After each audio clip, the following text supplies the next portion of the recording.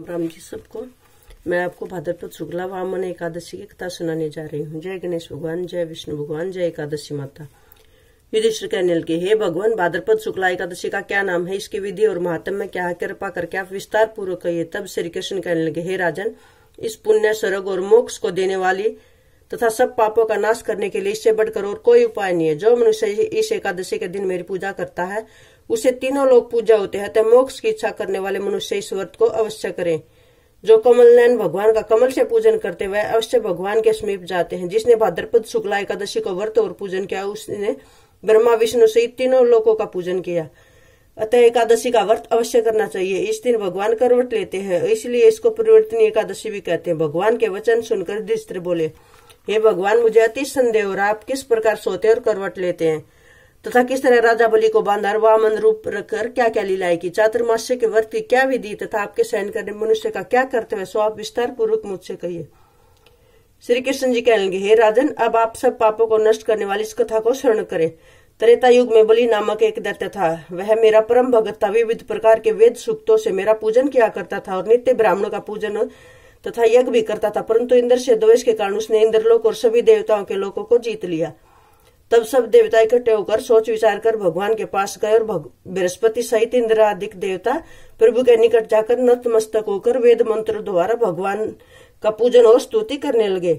तब मैंने वामन रूप धारण करके 5वां अवतार लिया और फिर अत्यंत तेजस्वी रूप से राजा बलि को जीत लिया।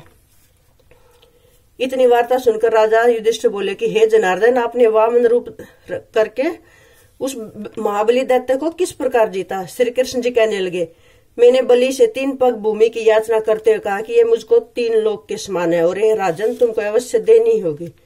राजा बलि ने इसको तुच्छ यातना समझकर 3 पग भूमि का संकल्प मुझको दे दिया और मैंने अपने रूप को यहाँ तक कि भूलोक में पद और भूलोक में जंघा, स्वर्गलोक में कमर, मैलोक में पेट और जनलोक में हृदय, यमलोक में कंठ की स्थापना कर सत्यलोक में मुख और उसके ऊपर मस्तक स्थापित किया। सूर्य, चंद्रमा आदि सब ग्रहण, योग, नक्षत्र, इंद्रादि देवता, शेष आदि सब नागगणों ने विविध प्रकार से वेद सूक्तों द्वारा प्रार्थना की। तब मैंने राजा बलि को हाथ पकड़कर कहा, हे राजन, एक पग से पृथ्वी, दूसरे से स्वर्गलोक और स्वर्गलोक पूर्ण हो गई। अब तीसरा पग कहाँ रखूं। तब बलि ने अपना सिर झुका लिया और मैंने अपना पैर उसके मस्तक पर रख दिया, जिससे मेरा यह भक्त पाताल को चला गया। फिर उसकी विनती और नम्रता को देखकर मैंने कहा, हे बलि, मैं सदैव तुम्हारे निकट ही रहूंगा।